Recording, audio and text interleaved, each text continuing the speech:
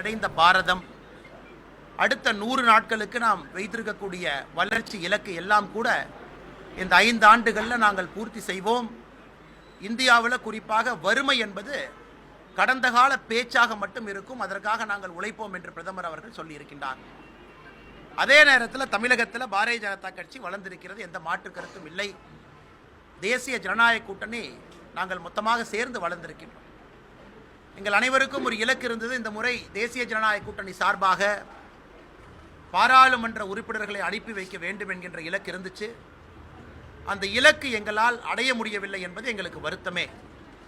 நம்முடைய தலைவர்கள் எல்லாம் களத்தில் இருந்தார்கள், மிக கடுமையாக போராடினோம். ஆனால் இங்கிருந்து பாராளுமன்ற உறுப்பினர்களை இந்த முறை அனுப்பி வைக்க வேண்டும் என்று நாங்கள் எதிர்பார்த்தது நடக்கவில்லை.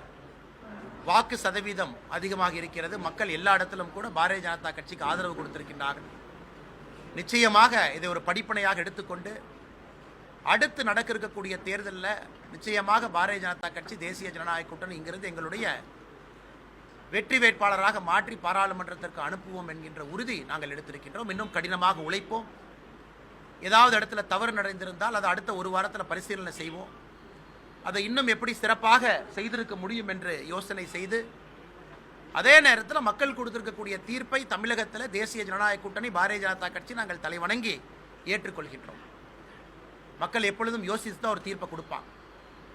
எங்களுக்கு வாக்கு சதவீதத்தை அதிகப்படுத்த வேண்டும் என்று நினைத்து அதிகப்படுத்தி இருக்கிறாங்க. அதே நேரத்தில் அது எம்பிக்களாக மாற்ற முடியவில்லை, அதை மாற்றுவோம். அதனால் மக்கள் கொடுத்திருக்கக்கூடிய தீர்ப்புகளை ஏற்றுக்கொண்டு இங்கே வெற்றி பெற்றிருக்கக்கூடிய 39 தமிழகத்தில் புதுச்சேரி 1, 40 நம்முடைய இந்தி கூட்டணியினுடைய சகோதர சகோதரிகளுக்கு எங்களுடைய மனமார்ந்த வாழ்த்துக்களை தெரிவித்துக் கொள்கின்றோம்.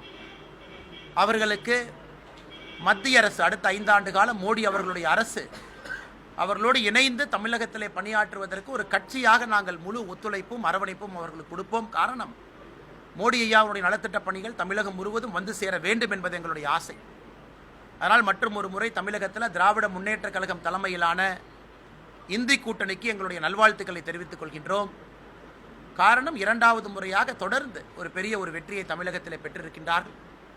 அதே நேரத்தில் வெற்றி பெற்றிருக்கக்கூடிய எம்பிக்களும் கூட மக்கள் பணி செய்வதற்கு ஒரு கட்சியாக, அதுவும் நம்முடைய கட்சி அங்கே ஆட்சியில் இருக்கிறனால என்ன ஒத்துழைப்பு நல்க முடியுமோ, எங்களுடைய இலக்கு பாரத பிரதமருடைய நலத்திட்டங்கள் கீழே வர வேண்டும் என்பது இலக்கு. அதற்காக எங்களுடைய முழு ஒத்துழைப்பு இருக்கும் என்பதையும் இந்த நேரத்தில் நாங்கள் தெரிவித்துக் கொள்கின்றோம்.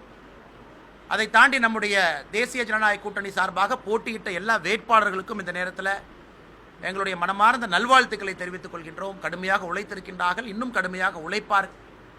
சில இடத்துல குறைந்த வாக்குகள் வித்தியாசத்தில் வெற்றி வாய்ப்பை இழந்திருக்கின்றோம். சில இடத்துல இன்னும் அதிகமாக உழைக்க வேண்டும் என்று மக்கள் எங்களுக்கு அன்போடு சொல்லியிருக்கின்றார்கள். அதனால் அதிகமாக உழைப்போம். இந்த முறை எப்போதும் இல்லாத அளவுக்கு தாமரை 23 தொகுதியிலே தாமரை சின்னம் பதிந்திருக்கிறது. இதுவரை எத்தனையோ இடத்துல வாங்காத வாக்குகளை முதலாக வாங்கியிருக்கின்றோம். ஆனாலும் தீர்ப்பை தலைவணங்கி ஏற்றுக்கொண்டு இன்னும் கடுமையாக உழைக்க வேண்டும் என்று மக்கள் சொல்லியிருக்கின்றார்கள். கடுமையாக உழைப்போம். வருகின்ற காலத்தில் எங்கள் உழைப்பை நீங்கள் பார்ப்பீங்க. அதனால் நிச்சயமாக அது நடக்கும். வருகின்ற காலம் இன்னும் நல்ல ஒரு காலமாக இருக்கும்.